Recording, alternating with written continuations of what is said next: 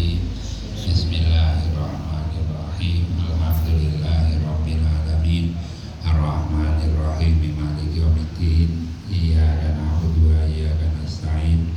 Ihdinas siratal mustaqim. Siratal ladzina an'amta 'alaihim ghairil maghdubi 'alaihim waladdallin. Amin. Bismillah, alhamdulillah, salatu wassalamu ala Rasulillah wa ala alihi washabihi wa mawala amma ba'du. Para bapak ibu jamaah sholat zuhur mudah-mudahan dimudahkan oleh Allah Subhanahu wa ta'ala. Alhamdulillah kita sudah berada di penghujung Ramadan dan penghujung bekerja. Besok pagi masuk yang terakhir di bulan Ramadan ya. Ampun, terakhir kalinya. Nanti terakhir kalinya bahayalah ya, innalillahi.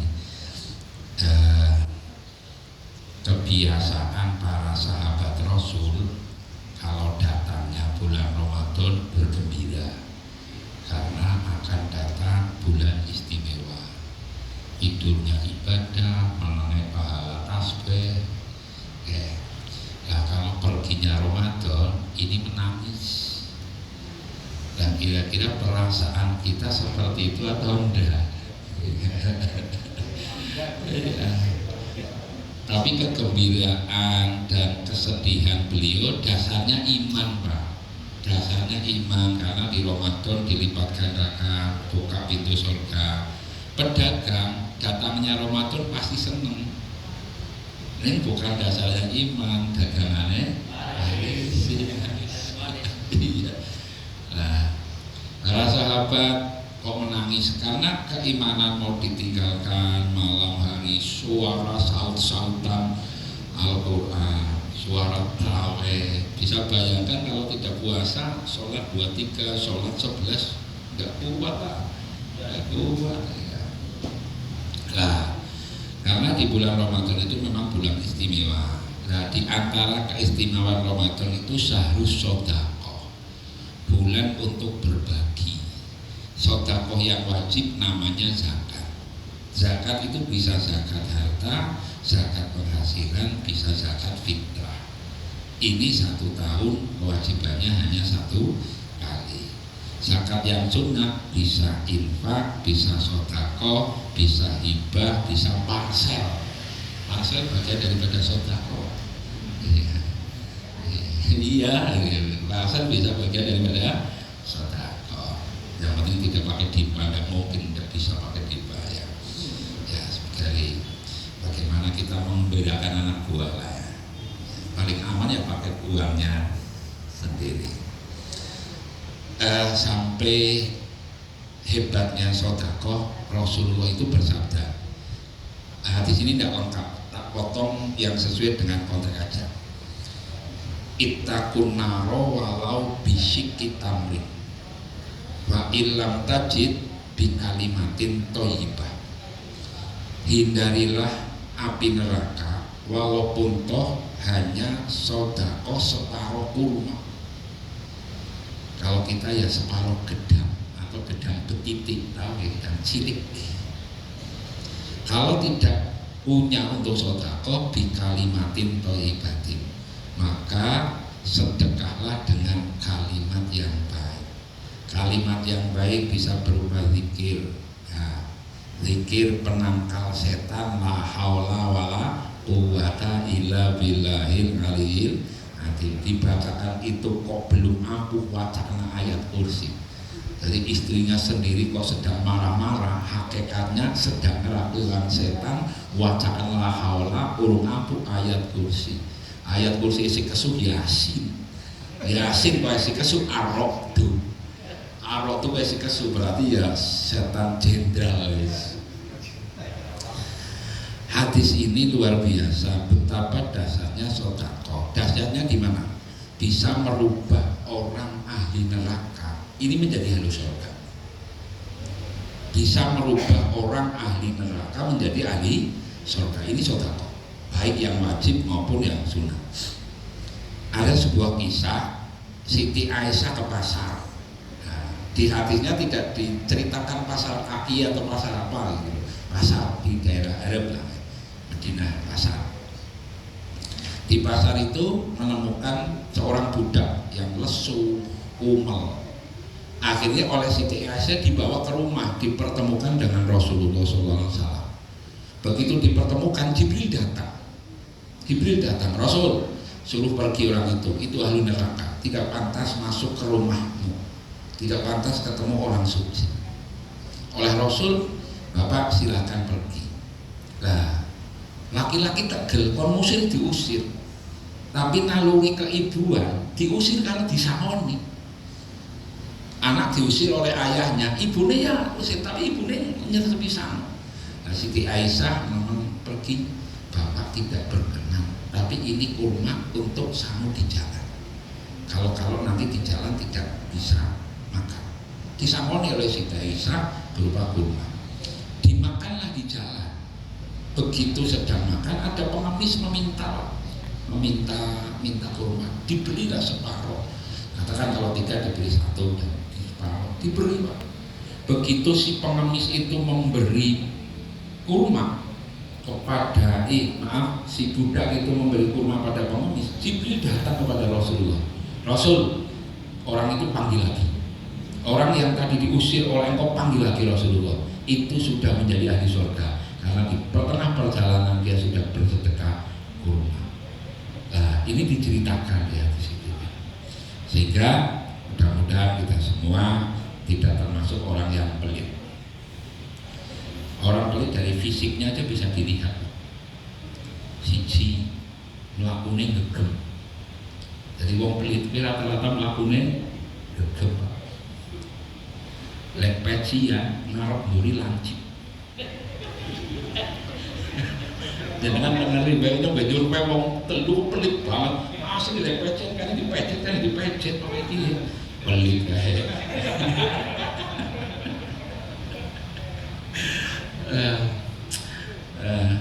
Kalau kudungan ya tidak tahu lah, siapa. Tapi wong ini teori kan bisa ada pengecualian dan bisa dirubah. Wong peci kan gampang dirubah, sehingga yang lancip ya jangan dilakukan. Terus yang kedua, rambutnya ada kuciri, sehingga orang kaji ini kan harus dipotong Pak rambutnya, bahkan baiknya digundul biar kucirnya hilang. Maka biasanya pulang kaji mesti loma, setahun 2 tahun tuh rumah ini. Nah, paling parah kucing banget, wis anak kucing rambutnya keriting, berat. Tapi ini kan bisa dirubah, Pak. Bisa dirubah.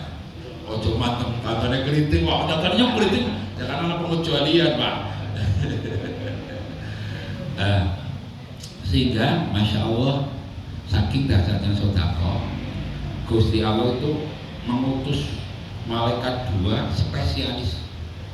Satu spesialis mendoakan orang yang loma ahli sedekah, yang kedua spesialis mendoakan orang yang pelit. Itu didoakan pas setiap hari, Pak. Nah, yang ahli sedekah didoakan Allahumma ati munfikon kholaf. Nah, yang pelit itu didoakan Allahumma ati mumsikan talafan. Ya Allah, berilah pengganti bagi orang yang bersedekah. Itu didoakan setiap hari pagi. Nah, yang kedua, yang pelit juga didoakan, ya Allah, berilah kebangkrutan bagi orang yang tidak mau berinfak. Sehingga kalau di BNS ada kewajiban zakat 2,5% kan diturunkan. Bismillah, nah itu zakat. Tapi wong pirang-pirang, Pak. Jangan di 2,5% per 1 juta kan 25.000. LA saya 33 kan larang LA setiap hari sudah kan setahun sekali, Pak. Iya loh, ini kok apa sih ya? Apa sih kucingnya tangan ya? Nulis 1% baik udah patuh kalau gara di guru kok. Jadi sampai lahirnya satu paling apa ya? Nah, tadi al-munafikun informasi dari akhirat. Ini informasi dari akhirat yang nulis Quran, berarti betul adanya, Pak, tidak wak. Laula akhortani ila ajalin qarib fa asaddaqo wa aku minas sholihin. Orang di alam kubur yang hidupnya tidak pernah bersedekah, yang hidupnya tidak baik dengan tetangga, yang hidupnya tidak baik dengan anak dan istri, itu minta hidup kembali, Pak. Minta protes pada Tuhan, minta hidup kembali. Untuk apa? Tidak untuk puasa, tidak untuk haji, tidak untuk sholat. Laula akhortani ila ajalin qarib fa asaddaq. Tuhan, saya tunda kematian saya 3 jam, saya tunda kematian saya 1 hari aja. Untuk apa? Bersedekah. Wa aku minas sholihin, dan untuk menjadi orang-orang yang soleh. Artinya apa? Kita bersedekah jangan menunggu mati, bahwa penyesalan pasti ada. Mumpung masih hidup, yuk kita bersedekah walaupun toh hanya yang kecil-kecil aja. Sehingga alhamdulillah budaya takjil sekarang ini yang kecil, bisik tamrin. Paling terakhir kisahnya Sya'ban, sahabat Sya'ban. Sahabat Sya'ban itu tidak terkenal seperti Abu Bakar, tapi beliau punya keistimewaan satu, dia tidak pernah tidak jamaah dengan Rasulullah, dan berangkatnya lebih awal daripada Rasulullah. Duduknya jamaahnya ajak tempatnya di Padon, Pak, di Padon sama aju gitu. Ya untuk bisa ajak kan harus lebih cepat daripada temannya. Ya seumur-umur tempatnya ajak di situ, tidak pernah pindah jauh di situ. Kalau kita kan ya kadang pindah kok, tekanan orang mesti sih. Kenapa kita tempatnya tidak pindah-pindah? Karena datanya tidak mesti. Ya. Nah, Rasulullah kalau mau sholat kan membariskan sawu, subuh, vakum, inna taswiyatas subuh, minta mami sholat, luruskan, rapatkan, karena soft yang rapat bagian daripada menyempurnakan sholat, dan menghadap ke jamaah. Rasul menghadap ke jamaah. Nah, Rasul tahu kenapa sih tempat Sya'ban kosong, tapi Rasul belum sempat tanya kalau jamaah. Nah, setelah sholat jamaah, Rasul tanya, itu Sya'ban kok tidak ada kemana, hari ini kok tidak datang, apakah ada yang tahu tentang Sya'ban? Tidak, Rasulullah, tidak ada informasi. Terus rumahnya jauh enggak? Ya, perjalanan 3 jam dari masjid, perjalanan kaki 3 jam. Berarti Pak Aris sini perumunya, Pak. Iya, 3 jam. Kalau puasa ya udah, nanti kita habis selesai subuh, yuk kita ke rumahnya Sya'ban, kalau enggak ada apa-apa. Betul, Rasulullah dan para jamaah ke sana jalan kaki. Sampailah ke rumah sahabat Sya'ban, tidak ketemu Sya'ban tapi ketemu istrinya. Rasulullah, assalamualaikum, apa benar ini rumahnya Sya'ban? Betul. Rasul, ada apa kok datang? Ya, Sya'ban tidak jamaah subuh, kenapa? Istrinya mengatakan, innalillahi wa inna ilaihi raji'un. Sya'ban itu sebelum subuh baru meninggal. Mohon Rasulullah nanti menyolati. Tapi sebelum menyolati Rasul, ada yang ganjal tentang suami saya. Apa itu? Ketika sakaratul maut, suami saya kok menggigau, bilang di bawah alam sadar kayak lindur. Nah, saya penasaran, isi gigauannya menyesali 3 hal. Aduh, kenapa kurang jauh? Aduh, kenapa yang bodoh? Aduh, kenapa tidak semuanya? Saya bingung, Rasulullah, itu apa maknanya? Akhirnya Rasulullah mendapatkan wahyu surat Toha, walaupun taufiqoh batin ada maka syafna itu akal basarokal yaumal hadid. Itu wahyu yang diturunkan. Ibu Sya'ban, orang yang sakaratul maut itu diperlihatkan ibadahnya dan pahalanya. Kalau ahli ibadah diperlihatkan maksiatnya, semua dipoto, mulai dari umur balik. Karena saya dulu pernah mencuri, ada Pak, semua Pak. Pernah selingkuh, semua Pak, diperlihatkan. Sehingga orang mati ada yang tersenyum, ada yang melik-melik, karena diperlihatkan. Nah, Sya'ban diperlihatkan itu ibadah ke masjid, pahalanya ke masjid. Beliau menyesal, aduh kenapa rumah saya tidak lebih jauh. Andai kata saya tahu, maka rumah saya akan lebih jauh. Maka bersyukur ketika di Masjid Kauman Duhur itu ada yang dari Kebulusan, ada yang dari Mengkowo. Tapi saya bilang saya lebih jauh Pak, dari mana? Dari Sota. Iya, sehingga saya dijadwal sore harus mutir. Ya saya mau aja, hanya itu aja motivasinya. Ya harus pergi, nggak apa-apa selama sehat, mau kita sehat. Kalau jauh-jauh, tapi ya jauh Saban, saya setengah jam sampai kok Saban itu pakai jalan kaki loh. Ya. Artinya cerita ini menjadi motivasi kita. Mumpung besok sudah tidak ada penyesalan lagi. Jadi cerita ini untuk orang hidup, mumpung masih diberi kesempatan sehat, masih kesempatan waktu. Ya. Nah, terus yang kedua, aduh kenapa tidak baru? Budaya Arab orang Saban itu ketika musim dingin pakai baju dua, satu baju dalam, yang kedua kain jaket. Nah, satu bodol satu baru. Ketika ada orang minta, oleh Saban diberi yang bodol, diperlihatkanlah pahala memberi baju. Ajo ngerti ya wingi terwek nasi ada. Jadi sampai ya sekali-kali muji kiai nggak jaket lah, jaduk lah. Iya, sekali-kali uji minta. Bingung jaketnya jahitannya bisa 500. Iya, terus bahannya 500, pisarnya 500, bingung. Iya, ya rugi loh dari dunia ya ngaji-ngaji kayak gini kan bukan utungan materi ya, sehingga kalau tohur istobok ya tidak berbicara rugi. Anggaplah sodako tidak sengaja. Enggak, misi nanti selami center.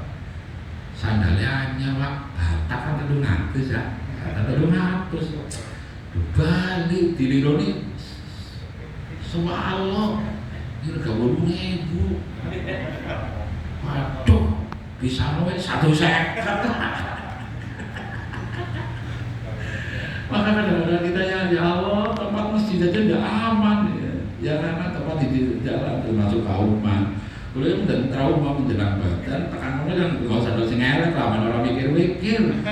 Hanya kafir, orang saya kata badan balik nyeker. Tapi ya ujiannya kiai karena sabar kan, tahunnya sabar ya diuji, tetap sabar lah. Tekan yang nyeker, jadi nyeker Pak, soda orang ngerem, padahal yang lempung sikile loh. Tapi kan orang ngomong kurang ajar Pak, ngomong. Iya. Ya kalau tidak seperti itu, momen-momen kayak gini Pak, kita tetangga kita yang tidak mampu, ponakan kita berikan baju. Iya, janda-janda kita berikan baju. Tapi kalau memberi janda ya butuh komunikasi dengan ibu negara Pak. Jangan sampai mau pengen janda malah membuat janda lain, ini kan jadi masalah Pak. Iya, ibu-ibu jangan cemburu Bu. Alaikum bil yatama wal armilah. Ya, santunilah orang yatim dan jandanya Pak. Jadi kalau mau menyantuni yatim ya plus jandanya, tapi jangan dibawa rumah ya. Oke. Terus yang ketiga, penyesalannya Saban itu kenapa tidak keseluruhan. Saban itu orang miskin, semuanya puasa. Pada suatu saat Saban itu makan roti, tiba-tiba ada pengemis diberikan separuh, diberikan separuh. Akhirnya diperlihatkanlah pahala memberi. Saban menyesal, kenapa dulu tidak kuberikan semua. Artinya cerita ini menjadi inspirasi kita, namanya di bulan Ramadan. Yuk datanglah ke masjid, jangan alasan rumahnya jauh ya. Terus yang kedua, walaupun kita butuh ya berbagi dengan yang lain. Insya Allah itu kita akan diberkahi oleh Allah Subhanahu wa Ta'ala. Demikian yang kami sampaikan, dan terakhir doa yang dipanjatkan oleh Rasul di akhir-akhir bulan Ramadan. Allahumma innaka afuwwun karim tuhibbul afwa wa'anni. Syukur mau sholat sunat tengah malam, nanti setelah sholat sunat membaca istighfar minimal 70 kali dengan kalimat astagfirullah azim wa atubu ilaihi. Doa-dosa kita diampuni, dosa kedua orang tua dikabuli, dan insya Allah kita akan